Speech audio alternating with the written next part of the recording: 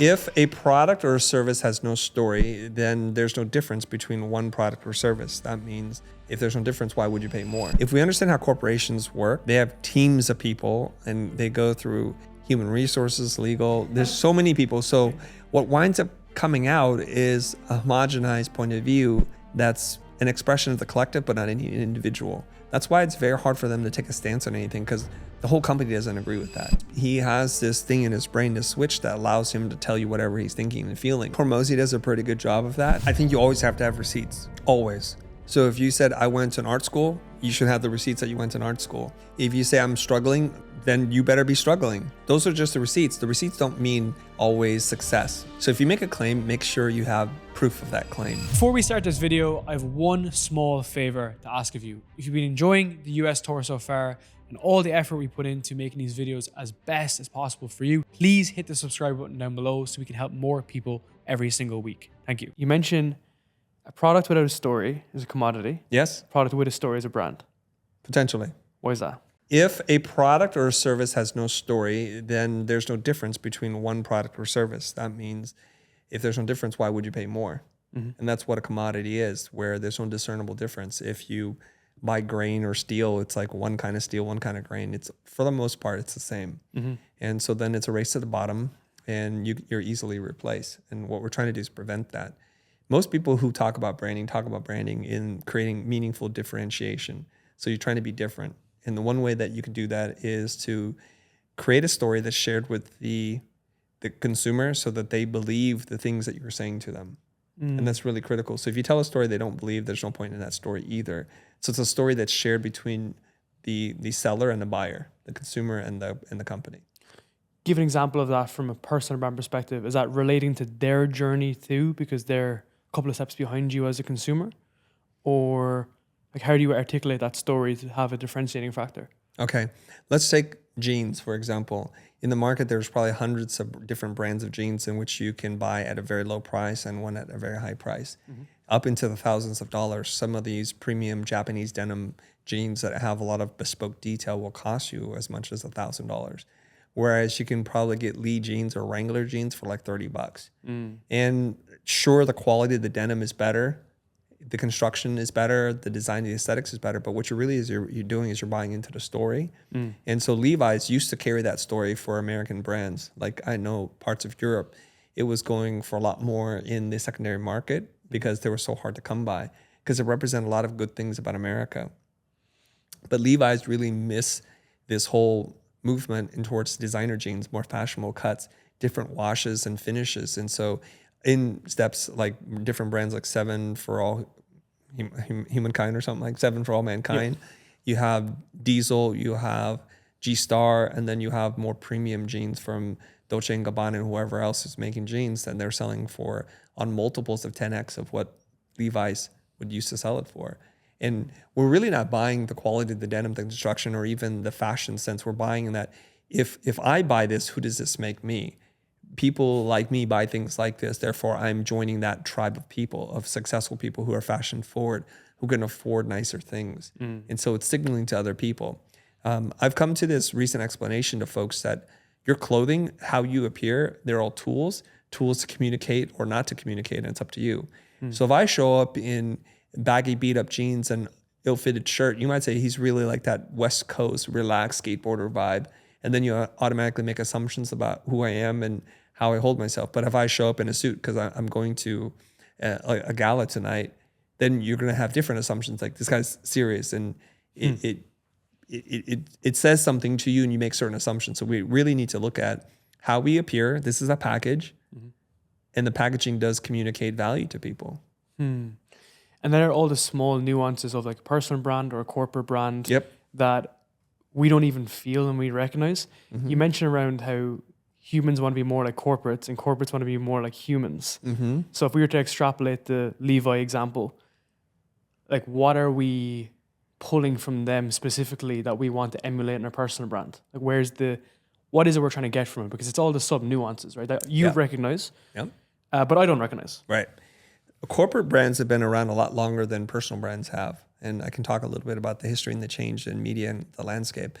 But corporate brands have been around since early days when you would go to the supermarket or the grocer, the local grocer, who would recommend certain things. And if there's something new that the grocer knew about, they would tell you. And so we're relying a lot on the shopkeeper in terms of making good recommendations for us, highly curated.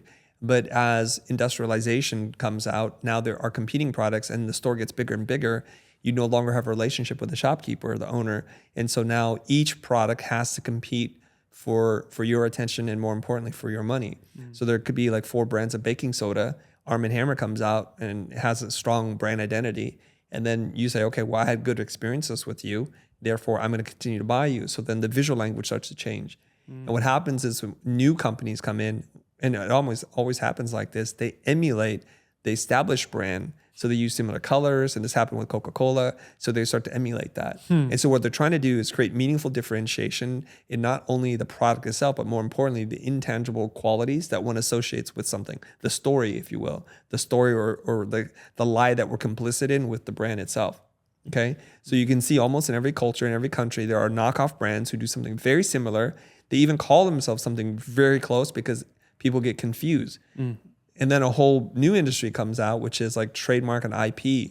So now we're saying, well, you're doing that deliberately to confuse customers, and we don't want them to have a bad experience and assume it was us. So now they have to they have to defend and protect their IP. So they'll go after you, the competing company, and say, you're creating market confusion. You're creating a bad reputation for us, which we've spent a lot of time, money, and years to develop. So now the courts get involved and they say, well, now there's a trademark strike on you. You're going to get sued, and you can get sued for a lot of money. So this has been happening over and over for the last 50 or so years, especially as we moved away from a farming agrarian culture to one where it's industrialized, things where we have a plethora of choices. So the more choices we have, the more important it is for brands to be strong. Enter social media, 2004-ish, Facebook starts, subsequently Instagram and all these other social platforms, then YouTube and all that kind of stuff starts popping up.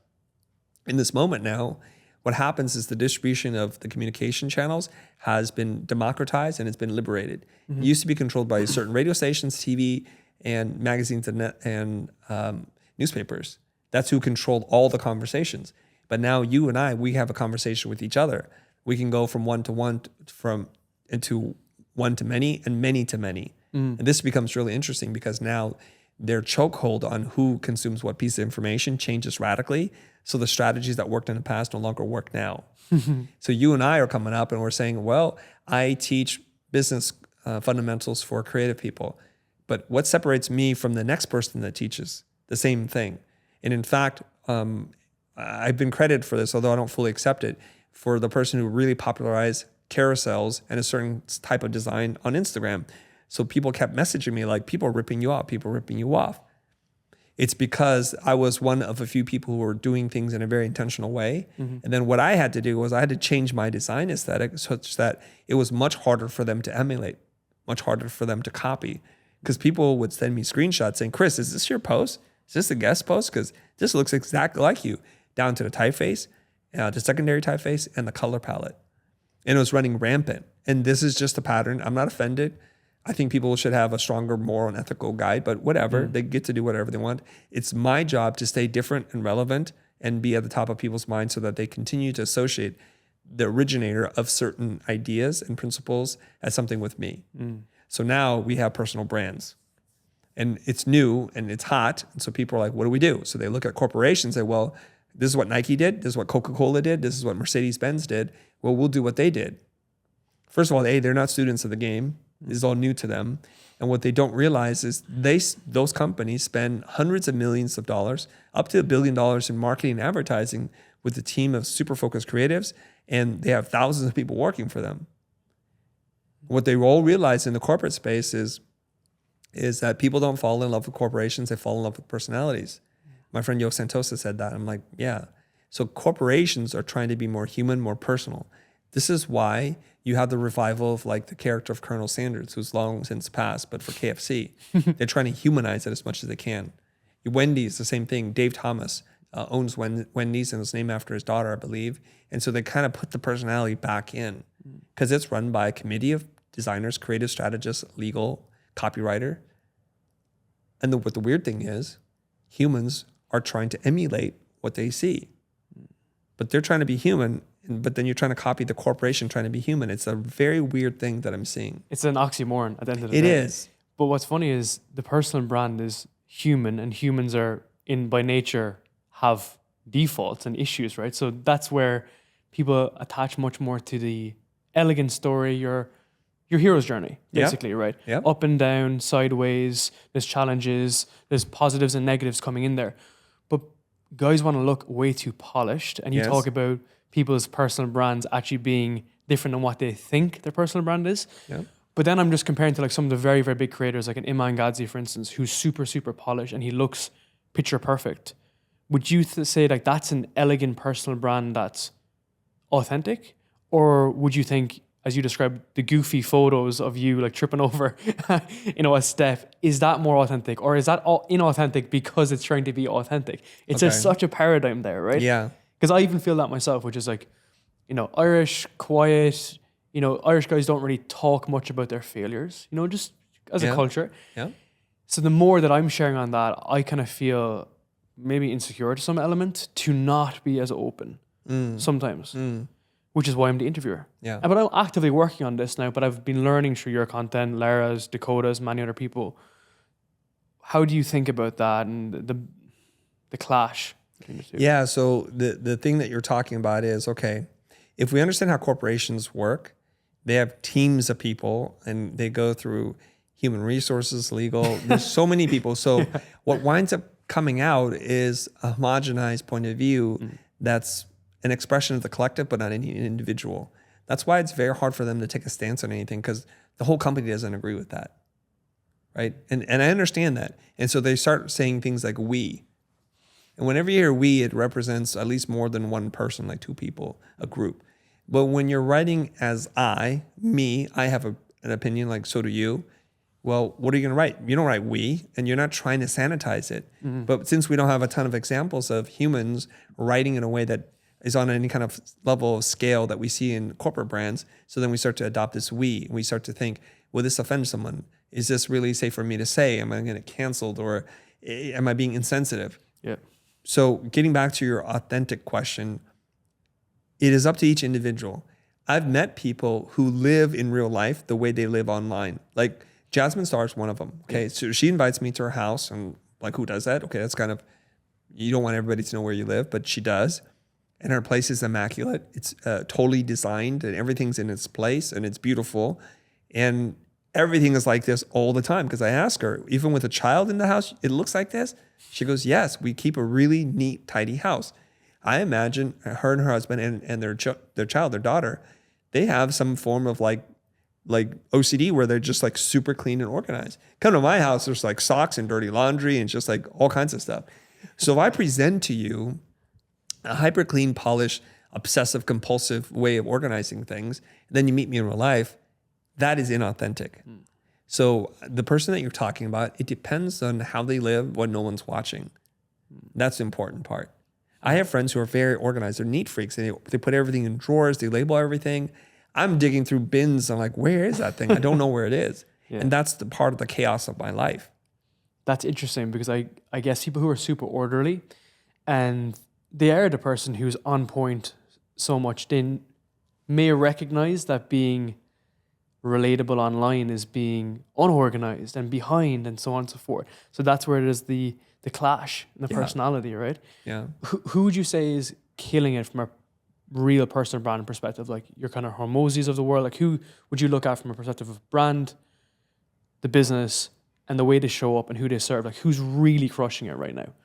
Crushing in what sense? Like Just alignment or growth or? Alignment, right? Like numbers they're subjective in terms of like, it doesn't necessarily mean better for the business, but really guys that are living in alignment that you could really learn from to observe. Yeah, I think Hormozi does a pretty good job of that. I think he has this thing in his brain, this switch that allows him to tell you whatever he's thinking and feeling. And he's pretty open about his relationships with his father or with his wife or his team, and he'll say certain things. And he has a certain edge to him that he brings, like a no-nonsense, like no BS way. And for the most part, I think that's who he is in real life. He's a little bit more reserved and quiet, I think, when he's not on stage. But I don't think that's being inauthentic. Yeah. And I think this is connecting with a lot of people. Yeah. Clearly evident by the following that he has. And he has the receipts to back up the claims that he's made. And I think he's done a great job. There are a lot of other creatives in the space that I think the weird quirkiness, like there's a guy, his name is Elliot, is a cool guy. I don't know if you know him. He's a graphic designer. I think he's based out of Australia. He does some weird ass, goofy stuff. And it is reflective in his writing, in his design. And he goes, all graphic designers are secretly interior designers wanting to be graphic designers. And it was one of those things that you read and you're like, what? And then he shows some examples like, no, you're right. Yeah. You're absolutely right. So he's tapped into something and he has highly engaged community audience following him. And he's even done a quote unquote tour, which is really interesting to me. And I think there are a lot of people who are doing a great job. The ones that are being very inauthentic, where like you're putting on a facade right now, we can usually spot them from pretty far away. And we don't need to talk about them, but we can just tell. It's like, stop being fake. Just be real with us right now, right? What would be your red flags if you're looking at something? Okay, I'll tell you right now. When someone is being overly flashy and emphasizing certain things that you're like, is that real? So constantly taking a picture or video in front of their car or on a fancy boat or on a jet plane or something, unless that's really like your daily life, it's kind of a strange thing for you to present to the world. Like, what is it that you're trying to tell people? Now, I can't confirm this, but I think there are places in LA where there's a permanently grounded jet that you can just go in and take photos and do podcasts within. Yeah, that's true. So that is the opposite of being authentic, because you're not going anywhere. You're trying to create an illusion. And the problem is eventually a lie will catch up to you. And then when you're famous and popular, this all is going to come up and it's not going to be a good sign for you. It's all about the longevity play. Like the reason why I came to LA, the first two people I contacted were you and Eric, is because you guys are many steps ahead of me in the ladder. And it's something that I want to get to across my career, right? Yeah. But you guys are just real individuals who have their highs and lows, where if you compare that to the 21-year-old 10K a month, guy on Instagram who's flashing a Lambo, there's no longevity in that brand. You guys are building like Nike. Those guys are building like a flash in a pan, crypto pump and dump. Like that's literally the analogy, right? So it comes like with maturity. My question for you off this is like, for someone like Hormozy who now can look back and say like, oh, I did my laundry in my $2,000 car and so on and so forth. He has the receipts. But if you don't have the receipts, how would you position your personal brand? Okay. I think you always have to have receipts. Always. So if you said I went to an art school, you should have the receipts that you went to an art school. If you say I'm struggling, then you better be struggling. Those are just the receipts. The receipts don't mean always success. Typically, they're associated with that. So if you make a claim, make sure you have proof of that claim. Otherwise, then don't make those claims. This is where it gets real interesting, because people manipulate facts all the time. I don't want to say, but there's a very popular host of a podcast who claimed he exited out of a company and sold it for X, whatever, right?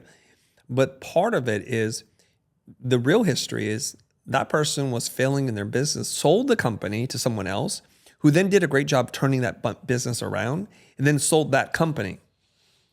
So the biography is, I started a company that was then sold for this amount of money. That is a true statement, but it's very misleading. And for me, when somebody says that, it's because they said it in a time in which I think they were insecure. They weren't quite ready to embrace whatever it is they had done or didn't do. And they kind of fudged the facts a little bit. Even our good friend, not our good friend, the person we referenced before, even Alex Hormozy has had some questionable things himself, where he said, oh, my first company sold for $100 million. That's fantastic. It sounds really good. But if you actually read the book, in the back, it says he sold portions of the company for $40 million or something like that, valuating the company for $100 million. So at the time of the printing of the book, he did not sell the company for $100 million. But I understand this. So he gets a pass, because to say you sold the company for $40 million doesn't sound quite right. The better of the way of phrasing that or framing it is, I sold the company for $100 million. Technically true, slightly misleading, but not a lie. And that's the nature of life, right? In that example, after you do your earn out to your investors and you split with your partner and then tax is taken from you. Yeah. And that's a microcosm example of how all of this extrapolates. Yeah. Which is interesting, right? Yeah. Here's another classic example. I'm a 7-figure entrepreneur. I'm an 8-figure entrepreneur. Roll up. Right? Yeah. It could be a lot of different things, but it could be done over 35 years. And that's still impressive. Don't take away from anybody. But the assumption is when you're like, I'm an 8-figure entrepreneur, we just assume a year. Yeah. Or you sold it for that. Or what part of that is true? And so that gets really interesting because I'll hear people say something like that. I'm like, so what'd you earn this year? They're like 1.2 million. So that's a 7-figure. How'd you get? Oh, because I added everything I made up. So I try to be as clear as possible because sometimes people are like, oh, you're a 7 this or an 8 that. I'm like, well, are we talking about this year, over the last 5 years, the average, or cumulatively? I want to be very clear. And that's when it goes back to what game are you playing, right? Like in the infinite game, it's like all these metrics can all be split up in different ways. One could be revenue, one could be profit, one could be earnings after the whole thing, one could be accumulated. So it's like you're much more in alignment with who you are. And again, I think this is where a lot of the respect from your audience comes from with you, because you've done the internal work of like, who am I? What am I doing? The self-actualization. Now, at what point in your career did you look at that and think, okay, I'm going to not dive down that area, but you almost explored the area of personal development and how it's helped your business? What was the trigger? What was the trigger when I started to do personal development? Yeah, kind of, because like instead of just about, numbers and getting to 100K a month and 1 million a year or 1 million a month, when was it more about who am I serving, and what impact do I want to make? Because that's where you're kind of focused now, right? With the future as well. Yeah. You're changing education. You have a much more of a stronger long-term infinite game horizon. Yep. I guess that didn't happen overnight. No. It comes with the wisdom of the years of experience. Yeah, there's a couple of things. It's like, I wish this for everybody who can hear this or watch this video at some point, which is to figure out, like, am I happy with me? And when you do something that is not in alignment with your values, then you feel a sense of guilt. If you consistently do that and on purpose, then you'll feel a sense of shame. So guilt is something like what I heard explained to me is I've done bad, and shame is I am bad. Okay, so if we walk around with some guilt or shame, we're not in a really great place to lead people because we can't even lead ourselves. So this is really important. There's an expression, and it's deceptively simple and stupid and maybe overused, but it's very true. The truth will set you free. By being real, you're going to be a lot more attractive. You'll feel more confident, and you'll get more opportunities. By putting on a pretense, you're constantly worried about being discovered, being found out as a fraud or an imposter. And that's the thing that erodes your relationships. So many different dramas and situational comedies have been set up on the premise of a lie, however big or small. And this is pretty typical, especially in cinema. So the rom-com starts something like this. Boy meets girl, boy loves girl, but boy can't be seen in the same circle as girl because boy's from a different class. Like in high school, you're the nerd and she's the cheerleader. So what does boy do? Boy befriends jock who agrees to play a joke on everyone to try to befriend you so that you can see if you can get girl. In the process, you are fronting, you're pretending, you're lying, but actually the girl was a really cool person. You just assume she'd only be interested in a certain type of person. So in the process, she falls in love with you, but you fronting like this arrogant, self-assured person who's like from all the right places is constantly worried about being discovered. Okay? And then you change too because you play the role so well. You forget that who she fell in love with was this kind, not super sure of himself. This happens all the time. So the truth sets you free. And we see this in Aladdin, the animated thing, an animated movie by Disney, where Jasmine fell in love with him, not because he was rich. He was kind of a pompous prick when he was like using all the power. He walked differently, he talked differently. And she liked the guy who was running through the streets and getting into misadventures. So he had to learn that lesson. So why are movies like this and stories like this so persistent and pervasive? The reason is it's the universe telling us, be real. The truth will set you free. Everything that you want on the other side comes from an internal sense of joy, happiness, and contentment. We have to start there. So if I retrace my steps and I look at where I've been, I needed to do that because I wasn't sure who I was. What's my identity? What am I supposed to be doing in this life? I find design, so I build my identity around that, but it's limiting. And there are areas outside of design that I find myself lost again. Because if I can't be in a circle of designers who understand what it is I know and can do, then I'm just like everybody else again. This process takes a really long time. Keep in mind, I didn't make my first YouTube video until I was 42 years old. That's crazy. And still with some questions and doubt of whether this is the right move, whether anybody would be interested in hearing something I had to say or not. So that was just under 10 years ago? Yeah, literally 10 years ago. 10 years and a few months. That is crazy. So the the idea of being in your design circle and you felt, maybe limited within that design circle, how did you know that you wanted to, so safety in numbers and it's easier inside without taking the kind of the leap and going outside your comfort zone? What was it for you that was like, I need to learn the business skills, I need to learn this, I need to learn sales and fulfillment? What made you kind of make that leap, right? Because you're doing good before that. Yeah, I'm doing pretty good, but all entrepreneurs want to do better. And it's not like some divine source spoke to me. You just look at your profit and loss statement. It's like, how do I get more profit and how do I minimize my loss? So before I hired my business coach, I didn't even know what a business coach was. I'm like 5 years into the business. So we're talking about early 2000s. I have lunch with somebody, talk about a business coach. I'm like, that sounds wonderful. Can I hire this person too? And I wound up hiring that person and worked with them for 13 plus years. I lost track because I'm not exactly sure when it all began and ended, but for 13 years, I met with a person for 1.5 hours every single week, and we hardly ever miss any week. What was his background? I think marketing or something. I don't remember. That's interesting. Because we never talked about it. Now, here's the thing. I want you to picture an LA-based coach that is a little bit older who works with people in the creative industry. Like, visualize this person in your mind. Like, are they tall? Are they short? What color is the hair? Do they have hair? How are they dressed? And whatever you imagine, the person who walked through the door who I met for the first time looked nothing like that at all. He was a big, heavy-set guy. He was Caucasian. His name is Keir McLaren, and he looked like Santa Claus a little bit. And he came in with a T-shirt and like a leather jacket and jeans. It's because he probably rode his motorcycle in to come see me, an older gentleman. And it's like, and he had a hearty laugh, and he wore glasses, like not cool glasses, like nerdy metal rim glasses that you would wear, because at that point he was going to be a grandfather pretty soon if he wasn't already at that moment.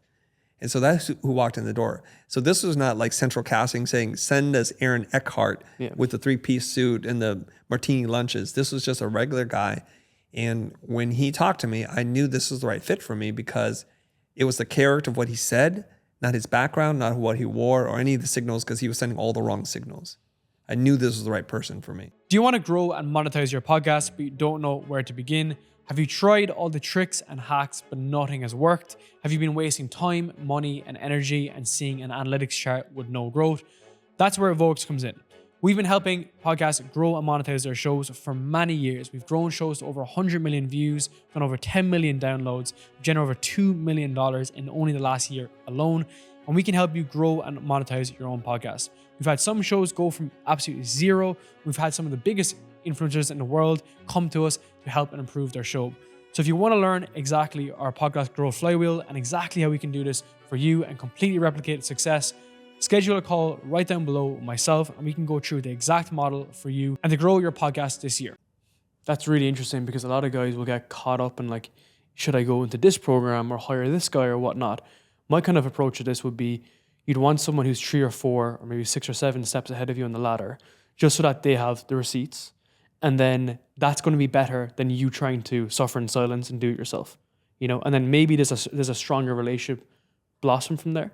And I've gone through programs before. Some guys were great. Some guys were less attentive or different stages in the journey, different stages in my journey, for instance. So to see that you pick someone and then just, you have to put your blind faith at some point, I did. right? 100%. But it's part of the hero's journey, right? You have a guide. The guide shows up and he tells you, do this, and then you just do that and see the result. Now, question for you off this is, most people shit their pants, lose their mind when things go wrong and run in the direction or use someone as a scapegoat, right? You often see this in client relationships. What made you stick with him for 13 years? I can tell you because the very first conversation was transformative, and every conversation thereafter that was significant was transformative. So let's clarify a couple things. Number one, over lunch, I heard about a guy that did business coaching. I pretty much just called that person up the same day, hired him within a week, and worked with him for 13 years. I didn't check his resume. I didn't call for references because I kind of operate on this idea of like, what's the worst that can happen? Exactly. You work with somebody, it doesn't work, you just part ways and you just move on and say, what did I learn from that? So the funny thing is I was working with this business coach and I was so excited. I called up my older brother who's in the computer science space. He's very analytical, very left brain thinking. And I said, I met this coach. He's great. And the first thing he asked me, where did he go to school? What has he done? What was his field of emphasis? And what does he know about what you're doing? I'm like, I don't know. Didn't even bother to ask him. And I never did ask him. It didn't matter to me. And I'll tell you how transformative the coaching was. We sat down, and it was not our first official like work meeting. It was just, do you want to hire me? Here's how it works. He goes, what is something that you're working on right now? I said, well, I've entered into a partnership with somebody. I would describe that business, and I'm not sure. It doesn't feel quite right. I think he asked me 3 or 4 questions, and then he says, well, basically what you're saying is, in an ideal situation, if everything goes according to plan, you're going to make about 6% return, and you have to put about $1 million at risk here. That's what you're saying. I said, yes. And these are your words, not mine. I'm like, yes. And he goes, don't you think it would be easier to put your money in a comp CD or a mutual fund? Because you'll get 6 to 8%, and there'll be no risk, no headaches. It's government backed, it's like, and you don't have to risk $1 million. You can risk whatever you want to put it at play. So in that moment, I was thinking, the man makes sense. And anybody who's listening to this, hey, dummy, of course it makes sense. But what I didn't realize at that time was sometimes we need a person to give us permission to do what we knew what we needed to do, but we're too chicken or scared to do it. And I'll tell you the conflict I had. I had told my potential business partner we had been working on an agreement. So I was at the contract signing phase. And we're at 7/8 of the way to finalizing this thing. This person was working in my space. I had already bought equipment. So I was pot committed, as they say. And this is where Kira's like, you don't have to go all in. I said, who am I if I can't keep up with my word? Just say you've changed your mind. We're all allowed to change our mind. I said, okay, so how do I have this conversation? And then he tells me how to have the conversation. And I feel horrible as a human being. And I meet with my potential business partner. I said, you know what? I'm so sorry. This is not your fault. I've had a crisis of conscience. Something is not working for me. I cannot proceed with this. I'm so sorry. I've wasted your time on this. Let's make sure that you're okay in your business, and I'll do my best to support you. Here's the good news. That saved me from a disastrous business decision because that person is so different than me that I should not be in business with them. They did fine. I did fine. And to this day, we're still friends. And so it's painful in the beginning to be able to change your mind like that, but it's actually long-term very beneficial to you and the other person because you're not doing anybody any favors by going through. Let's take, for example, something we talked about before. You meet somebody, you fall in love, and you're at the altar and you're going to get married. But you know it's not right. You know for a lot of different reasons. All the signals were there. But you're like, you know what, my family's here. The wedding invitations are done. The justice of the peace or the minister is going to tell us and pronounce us man and wife really soon. That's when your best man pulls you aside and says, bro, I know you. This isn't for you. You can get out of this. Say the word. I'll make up a reason. Just disappear. I'll take care of everything. That's what he did for me. He gave me permission to change my mind. So I knew at that point, he got me. And people don't really think about second, third, fourth order consequences. I was going to mention to you about friendship more so than anything else because everything's great on the way up, right? But on the way down, you don't want those things to boil down completely. And just to give a personal kind of experience here, we do a lot of offer builds on the back of clients. So we help them build different offers. And one of a very close friends of mine, I came to me with a problem and I was like, we can definitely solve it and then some. And we scoped it out, put a bit of time into it and so on and so forth. And he was really happy with the process. But he was kind of a little bit unsure. And then I let him kind of decide over about a week or two. He was like, look, it just doesn't feel right. And I was like, dude, this isn't a hostage situation. We're still going to be best friends, right? Because that has a bigger impact than us being 6 months down the line. And again, we want to pull out, right? Yeah. So it's an interesting dilemma. Now, I want to ask you about Brand Lab. And one thing I heard you mention was that you're helping people build authority. And that's a very important part. Even the podcast, we always speak about authority specifically. Why did you use the word authority? Well, that's what everybody wants. Why? Because if you think about it, when you're, 64, and perhaps you're not going to make it, and you're in hospice and you're terminally ill, you're going to ask yourself, look back on your life, is there anything that you regretted? And oftentimes it's because there are shots that you wanted to take, but you didn't. And there's things that you wanted to do, but you didn't because you were scared. And the last thing you want to do is go to your grave feeling like you've made zero impact in the world. Whatever your cause or your mission is, that you've done nothing, that you lived and you used the resources of this planet and you didn't really leave the place better than you found it. And the one way that you can achieve that is to become some kind of leader. And in order to be a leader, you have to establish your authority. My assumption is that people who want to work with me already have the skill set, the mastery, the receipts, and they just need help in parlaying that in the social space. And I think I have a good handle on it. Maybe I'm not the best at it for sure, but I have a pretty good handle, better than most, not as good as some. So what I want to do is help those people who know inside I have value to give to the world in book form, in podcasts, in YouTube content, Instagram reels or carousels or whatever it is. And I just need help and some guidance. I don't need every step of the way. I just need to be pointed in the right direction. And I can do that. How would you measure authority in terms of it's been successful, like they've gained more authority in their industry and niche? How would you measure that? Well, what I'm trying to help people do is gain authority at scale. So if you're in the room and you're running a board meeting and everyone's listening to you and they're taking direction from you and they're looking to you for feedback, you already have the authority, but you only have it for that room. If you're in a classroom, the room got a little bit bigger. If you're in an auditorium, the room just got a little bit bigger. But now we're playing with nearly infinite stages and infinite rooms that have no finite capacity. You could do anything that you want. So now it's a different game. And that's why that expression that I believe in so much, what got you here won't get you there. So you might be a really good small room speaker, but what you don't realize is on a stage in front of 5,000 people, you're like that size. So now you have to change things. And then you have audio visual things, you have performance and stage presence to work with. So it's not nearly the same as you working with a small room.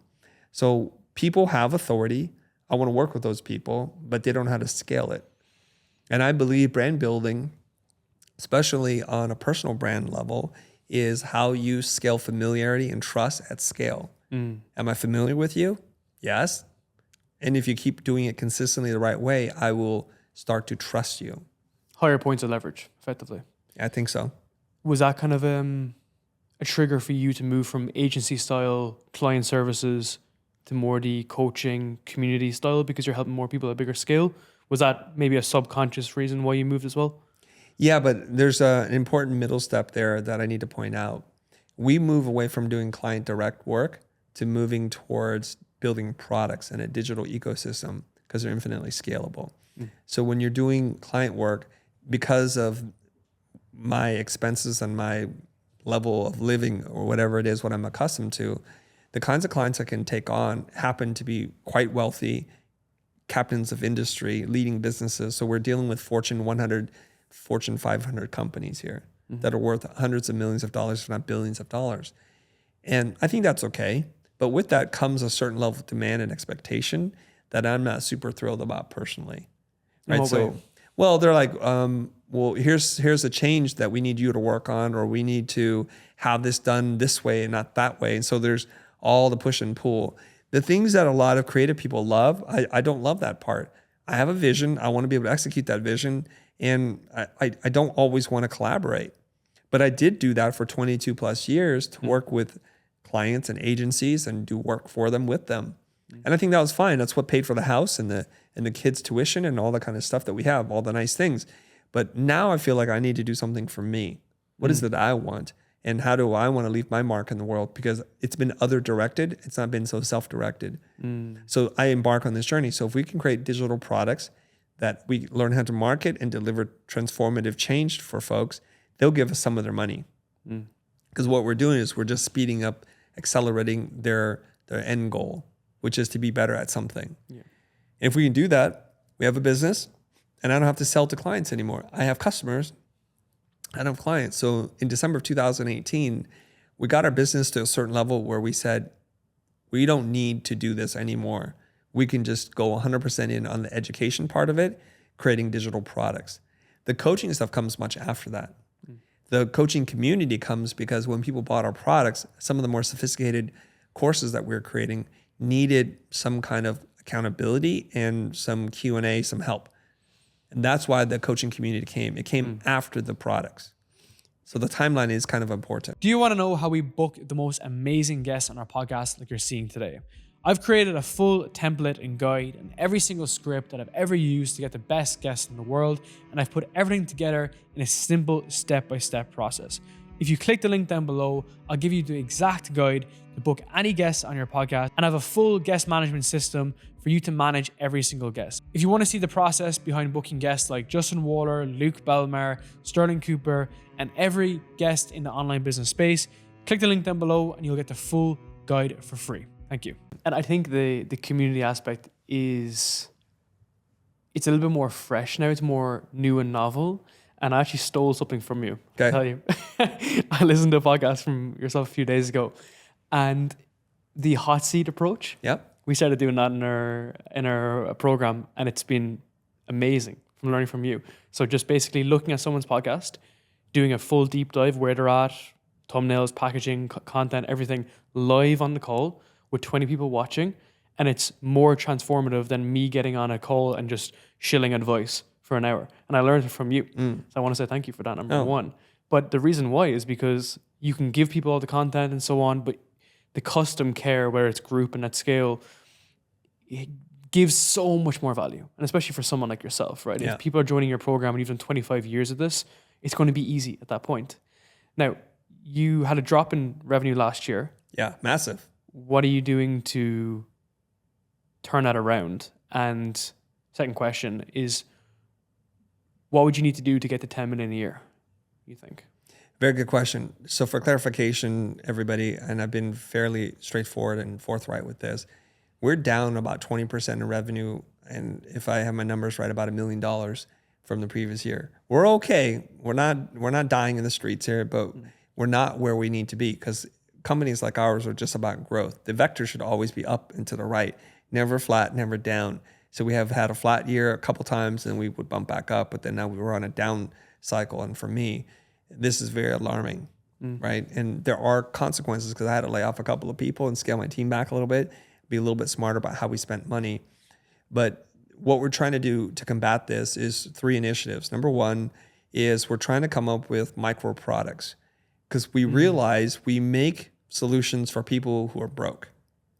Right? I'm trying to teach creative people how to build a business because they're broke. But you know what broke people don't have? Money. They don't have any money. So our course is, it's like, who was the genius who came up with this idea? Yeah. Right? I was talking to the CEO of Kajabi, a learning platform, over dinner, and he was sharing the success of many of the course creators literally doing $1 million in sales launch weekend. And I was like, what? If our products hit $1 million in sales, we're doing something right. If it hits $1 million in a weekend, damn, we're doing something really right. Justin Welsh did 1.6 million, I think. Yeah. On launch day. Yeah. So there you go, right? So I asked him, so you get to see hundreds, if not thousands of creators.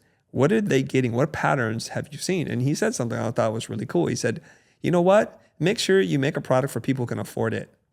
And that moment, I don't know if you're familiar with the Hitchcock dolly in while the lens zooms out, where the perspective flattens, like even though your face stays in focus, it's kind of this weird thing. It's one of these vertigo moments. I'm like, oh my God, I make products, or we make products for people who can't afford them. So what's the solution? Give it away? I don't like that. That's not going to help us.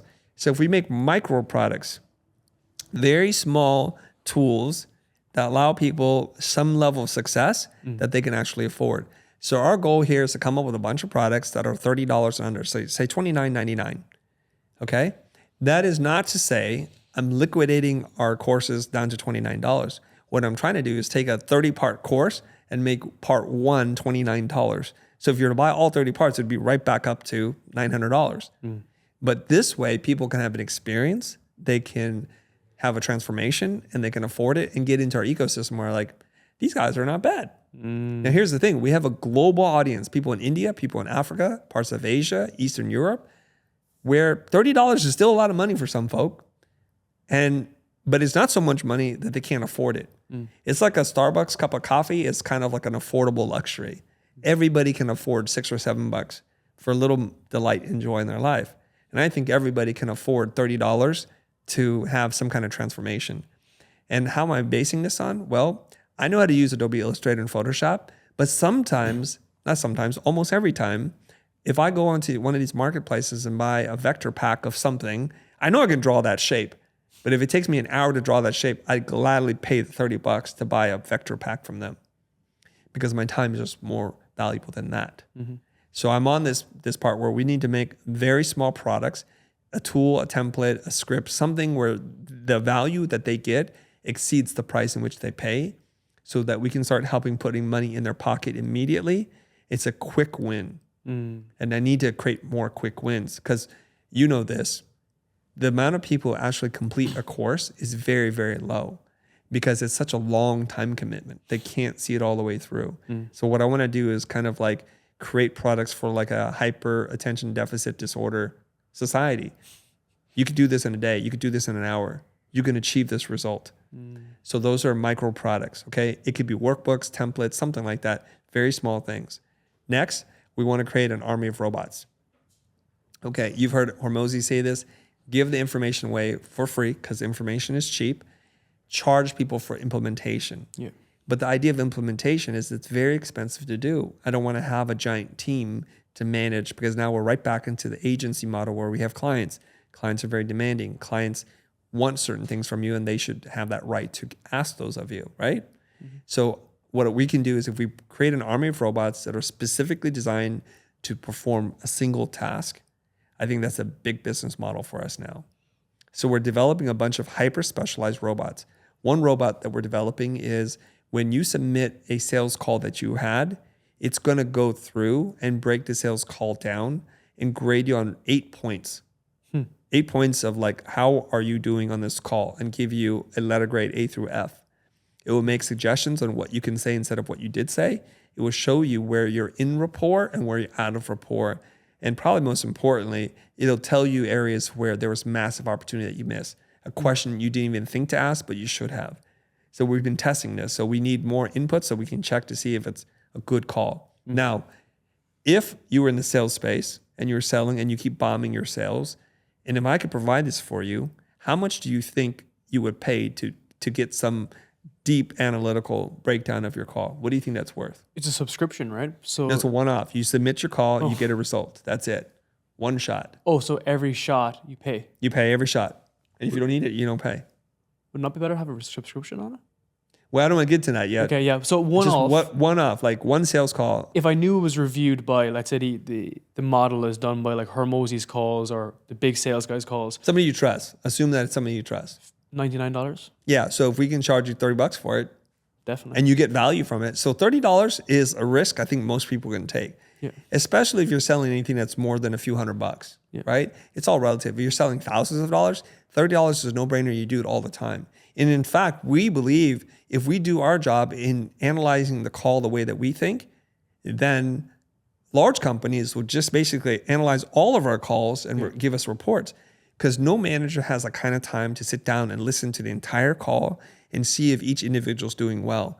Usually the people that I know who manage sales teams, sales enablement people, what they do is they just look at overall sales. They promote the people who are doing well. They either ask the other people to leave or try to train them up, but they're not looking at what they're doing. Yeah. So this is like the thing that we can do with robots that we could not do before. So right now we live in a wonderful opportunity, or a time of opportunity, where if you understand how AI works, you develop tools using AI to increase the fidelity of what you're doing, decrease the time to result, and also decrease the price, you are on to a winning formula. And you're able to build more products, right, to serve more people, because before you'd have to build out an entire ecosystem for that. Yep. The value or the offers kind of stack you have there is really good, because like a lead will stay static until he's kicked into motion. So the fact that you're converting your free users into somewhat paid users allows you to kind of put them on the journey, put them into the future ecosystem, so they can kind of move up the ascension ladder, or they may never. They may just get a good experience and then turn into a raving fan as a result. My last question for you is about how you're converting your engagement audience into your paid, because you have like 3 million or 2 million followers across. What's kind of the conversion mechanism to bring them over? Like, do you give everything away for free? Do you withhold some information? I don't think you do. But how do you make that conversion mechanism very clean and elegant? Because on the contrast, there's some guys with very small audiences that make a lot of money. Yeah. How do you think about that? Well, I'm glad you brought that up, because there's the third business initiative that we've launched that it's on the right track, but not there yet.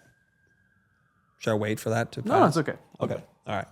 It's always there. We're in LA. It's always persistent here. So the third version of this is something that we've debuted a couple of, say, like 60 days ago, which is premier memberships into our YouTube ecosystem.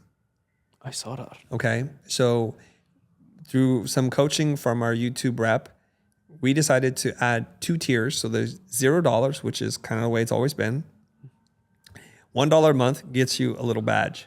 Doesn't get you any more. It just says we support you. So basically, for the price of 2 cups of coffee, you could support the Futur for a year, which is pretty cool. It's kind of like the NPR model, the public radio system here, where you donate because it feels good and you don't really care. Like I donate to National Public Radio and they send me little tchotchkes. I don't use them. I don't use their pens or their mugs. It doesn't matter to me. I just want to support it because the programming is important to me. Now, for people who have a little bit more disposable income, who want to spend $15 a month, which is basically the cost of like maybe 2.5 cups of coffee in LA a month, then they get access to things that we don't know what to do with. So between the videos and the podcasts that we produce that is totally free, we have things that I've never knew what to do with them.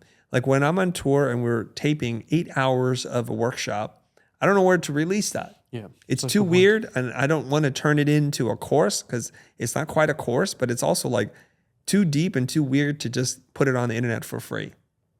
And the thing that we've not been very good at doing so far is, and I know a lot of marketers are very good at this, they starve the audience to make them hungry so that they want to eat and buy what you have.